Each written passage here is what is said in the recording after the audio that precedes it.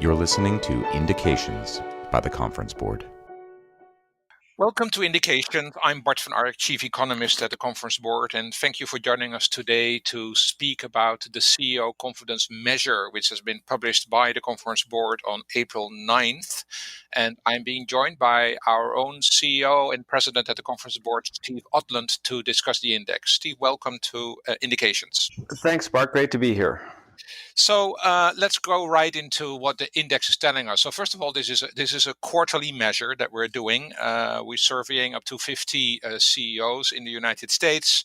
We're asking them questions about their assessment of current conditions in the economy and in their own industry, and then expectations with regard to their own industry and the economy in the 6 months ahead. And the way this measure works is that if it is below 50, there's more pessimism than optimism. If it is above 50, and the more it is above 50, there's obviously more optimism. Now, not surprisingly, of course, when we're looking at the results for quarter one, there is more pessimism for sure, but the pessimism has been around for a while. The last time that the CEO confidence measure was above 50 was in the third quarter of 2018. Since then, there has been more pessimism. It's been below 50. A lot of that was related to the trade disputes that were happening between the US and China back in 2019, but it picked up a little bit in quarter four because we got an agreement between US and China.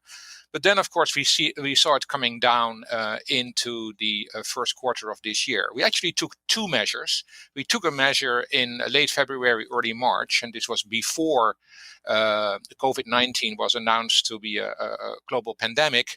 Then it turned down from 43 to 36. But then we decided to take a second poll, and that was late March, early April, so just about a week ago from today's recording. And it dropped off even a little further to 34. So it's dropped off quite a bit, and this has been one of the lower numbers that we're seeing compared to, for example, the 2008-09 recession. But when we're looking at underlying, and that's really what I wondering, Steve, what your views about this. There's quite a bit of difference when you look at the underlying measures. Turns out that when we ask CEOs around about their current conditions, how they're looking at the current economy compared to 6 months ago, it's of course terrible. It went down from, for the economy, it went down from 41.3 to 29.1. And then in the last poll that we did a week ago, it was only 3.4. And when we looked at the industry conditions, it went from 46.6 down to 35.2. And then in the last poll of late March, early April, to 10.8. So, Steve, let's start on those current conditions, and then we'll talk a little bit about expectations in a minute. That's a very, very drastic decline. So this has been a huge shock to CEOs. Have you seen anything like that before? Well, we saw it only for a minute after 9/11 when, of course, the U.S. economy was shut down and, the air travel was shut down and everything. But it lasted for a very short period of time because things began to pick up again after a few days, and we understood the scope of the issue. In this case, we see that the economy has been shut down. Everybody's been told to go home. All businesses have been told to stop, shutter. And so I think you've got a situation that all CEOs are going, it's terrible right now because nobody's making any money or doing anything. The interesting thing about this, Bart, is that they all think that, in 6 months, everything will be fine. And that's a surprise. That's right. Yeah, so indeed, the expectations, when we look out at what is your view in the next 6 months, actually, it did come down in the first poll we did in March, late February, early March. It came down from 41.8 to 37.8. But then actually in the last poll, it went back up to 49.3. So the question that really raises is sort of what do CEOs think at this point in time? Obviously, things will get better. They will get better at some point in time. But they're really optimistic that in 6 months' time, things would look significantly better. They're still negative, 49.3 for economy conditions, still a little bit less than 50. But it almost seems that CEOs believe in a kind of V-bound, V-shaped kind of recovery, right? Yeah, but this is the best number that for 6 months ahead that we've seen since the beginning of 18. So it's a really good number considering that we're sitting here in the middle of a shutdown. It means that they expect that the governments will handle this, that they'll turn it back on, and everything will resume. I think that's a little overly optimistic given the experience in the last crisis, which took some time to come through. But this is a really optimistic view. Now, then it changes by industry, of course, and you've got certain industries like services that have been hit very hard, and you can see that people don't expect that to completely snap back. But it's the other industries that are surprisingly that people are surprisingly optimistic about.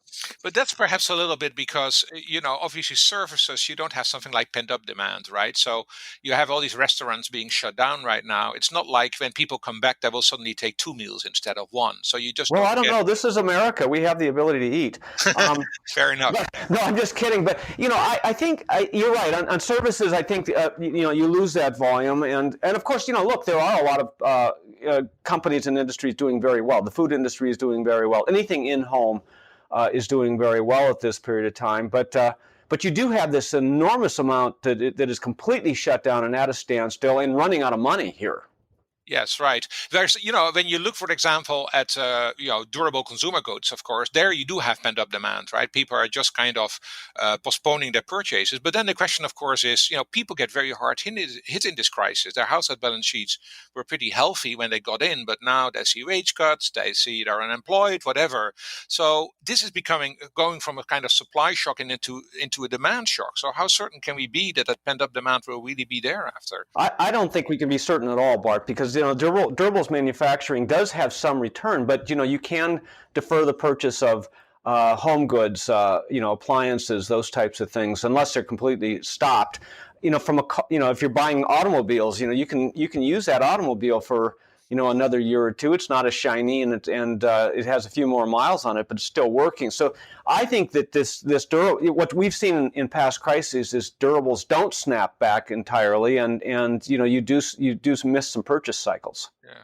Well, that was also interesting. We do also ask US CEOs about their business conditions, their expectations of business conditions in other countries as well as in the United States, because most of the CEOs we survey are leading very large companies, so they're usually multinationals.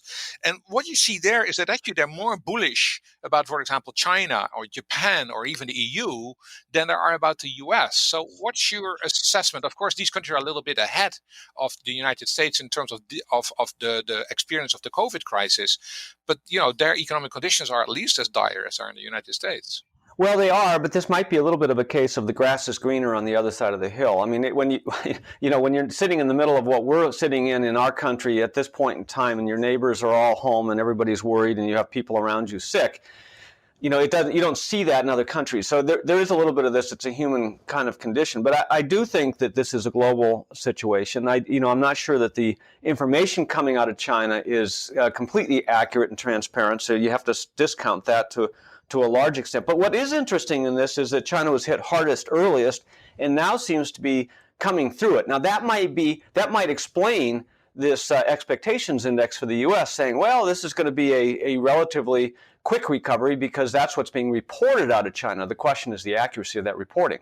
Well, that's one question. The other question, of course, is even if you look at what's happening in China, it's true that the economy is back up working again, although capacity is now really being impacted by global demand being so weak. So a lot of companies are actually suffering because there's no demand for their exports. But the other issue is that this startup of the economy in China happened with a continuation of very stringent measures by the government in terms of social distancing and where people can go and things like that. And do you think we can do that in the United States? Do you think we can have that kind of stringent policy for another 4 or 6 weeks or maybe even 2 months? I just don't see how it's going to work out. I think already people are getting cabin fever. The sun is out, the leaves are appearing on the trees. I mean, people want to get out and get going again. And I think as business leaders, and remember, the vast majority of businesses are small businesses, with sole proprietorships. I mean, these people are watching cash being burned. The issue here is that you've got most companies taking huge cost cuts. They've laid off people. We've got another 6.6 million that have been laid off in the last week. So what do we have? Over 10%, 12% unemployment, going from full employment to full on to full stop. This is unprecedented. So people are really getting itchy here. The question will be, how will people's behavior change between now and the end of the year? We're sitting at the beginning of April, beginning of the second quarter, calendar quarter, and most companies are on a calendar quarter. And what will be the behavior, even if we come back, because I think that people are going to want to try to, even if we snap back in a sharp V, which I don't know that is realistic. But even if that happened, I think the behavior would change for the rest of the year as people try to recoup some of the earnings loss. Yeah, and it will be difficult to really behave well in a V-shaped recovery. It might be more like a U-shaped recovery, that we have to start this up relatively slowly and have the discipline, and that will be a real challenge. Let's go to another part of the survey, Steve. We did ask them additional questions. Indeed, we asked them sort of, to what degree has your business been impacted? And 81% of them said this is a major impact. So that makes a lot of sense.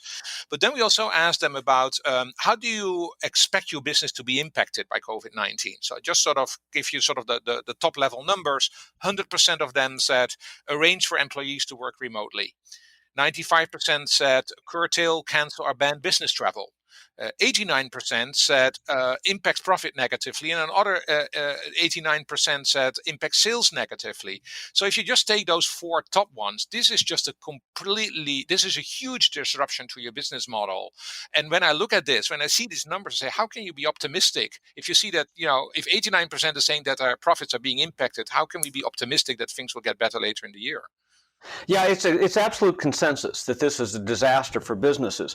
So what is interesting is they're not looking at the cash flow issues. That's down lower in the survey, where only 43% think there are going to be cash flow issues. But if you look at the top issues, impacted profits and sales negatively, by definition, cash flow is going to be an issue. And this is the key thing we have to worry about, Bart, because in the last crisis, which was a banking crisis, I'll say, but in this crisis, it's looking to be the same. Cash is the problem. We had hundreds of bankruptcies of companies who ran out of cash during this period of time.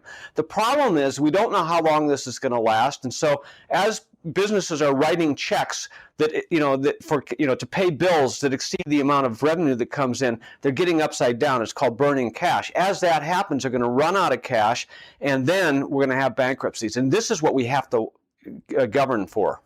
Yeah, and of course, some of the measures in the government's relief program, the CARES Act, are of course trying to address that, particularly helping small businesses, who will probably be the first one to hit that wall, should perhaps help to do this. But what other advice would you give to business leaders to deal with this cash problem?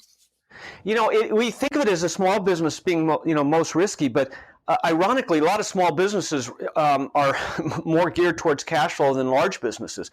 Last time, we had a lot of companies sitting at BBB- debt grade, which is the lowest level of investment grade. There's almost $1 trillion worth of debt sitting out there at that. If the rating agencies then downgrade that debt, which is exactly what happened in the financial crisis, those people will lose their investment grade, they'll lose all their access, and they'll have to refinance their companies. And so you'll have almost $1 trillion worth of refinancings during that period of time. The banking industry cannot handle that all at once, which is going to trigger this crisis. So the key here is cash is king. Everybody's got to start looking at what goes out, and that's not the way that most business leaders run their businesses. They run it through accrual accounting, and they're watching their P&Ls, but that's not the same as cash. And this is a case where people need to start running their businesses exactly like they would their households. So this cash focus is, of course, is a bit of an issue, right? I mean, I hear a lot of CEOs saying, okay, let's just sort of delay paying our bills and everything else. And I understand that. And they also know it from each other. I've been on calls with CEOs who are saying this. We know that we're going to do that. But to some extent, I'm an economist. So I think that's a bit of a negative equilibrium, right? So, if we all stop paying each other, aren't things just getting worse? Yeah. And, CEOs are by nature positive. They're optimists. You have to be, because you're leading towards a future that's uncertain, yada yada yada. But here's a situation where you cannot. It's existential. You cannot miss on this. If you run out of cash and there is no source of cash, you have to shut down. So this is really a big thing, and I think CEOs need to take this more seriously. But it can create its own problem. If everybody stops paying everybody, you freeze. Now, this is why you've seen the CARES Act, and you've seen the liquidity shots that the Fed has taken and so forth. But I think we're really underplaying this. I think that there's going to have to be a lot more here. And then it comes back, Bart, to how fast can we turn this back on? Because you can shut this thing off, as we've seen, like a light switch, but it doesn't go back on like a light switch, because there are regional issues and so forth. And how do you, as a politician, say it's okay to accept a certain amount of deaths, so let's go ahead and turn it back on? These are real issues. Yeah, so let's finish our conversation on that topic indeed of how do we turn things back on. So first of all, let's look at the government's program. The current CARES Act is frankly a relief program. It's, in my view, it provides a bottom to make sure that we're not completely falling off the cliff. But the next step, of course, is can government provide some kind of stimulus? And that's, of course, the debate that is currently going on. So my question to you is, first of all, what should that stimulus program look like? And what do you think the probability is that we will get a stimulus program and when? Well, I'll be a little bit of a naysayer here. I don't think we need a stimulus program. I think if you could turn this thing back on before we have any more losses, before we have bankruptcies, before the rating agencies downgrade everybody, if you could get everybody back to work quickly, then we can get through this, and you don't need to put the country into another $2, $3, $4 trillion worth of debt. The problem is that I don't see the policymakers moving towards that. So therefore, if they don't, the only way to do that is with some sort of stimulus program. And then, it's got to be a direct shot in the arm. I just don't, and they're going to try to do that with direct payments to individuals, which is just like, throwing money away, in my opinion, because I think the private sector works but through businesses and through the private economy. And we were at nominally full employment here just 3 weeks ago. If we could save those jobs and then get people back, not onto the unemployment rolls, but back into their positions and going, I think we have the highest chance of pulling back and getting back to work quickly. Okay, so let's wrap up there. How do we get people safely back to get back into the water, whether it's business leaders or whether it is actually workers? How do we get them safely back in the economy if that's what we need to focus on? Yeah, and this is where the private sector and the public sector need to kind of link arms and jump into the water together. In other words, we're going to have to make a call that, okay, it's receded enough, the virus has receded enough that we should go back into the water here and, we'll get through this together. But there needs to be political cover by the business community so that, we're in a silly season, as they say, in an election year where everything's politicized. And this is the question. Are we brave enough politically to make this choice? Exactly. So collaboration really is important between businesses, between business and government, between different layers in government. And that's going to be a big challenge that we have ahead. Thanks, Steve Odland, for joining us this morning. This was a discussion of the release of our CEO confidence measure, which obviously showed a very significant drop, but also some optimism from business leaders about where the economy will be heading. But, we discussed all the issues that we will have to face to make that really happen. Thank you for joining us. Thank you for listening to this edition of Indications. If you like this content, then please subscribe to it on your favorite platform. You can also go to theconferenceboard.org. There you can also look at our resources on COVID-19. Just click the hub that's on the front page of our website. My name is Bart van Ark, Chief Economist at the Conference Board. This has been Indications from the Conference Board.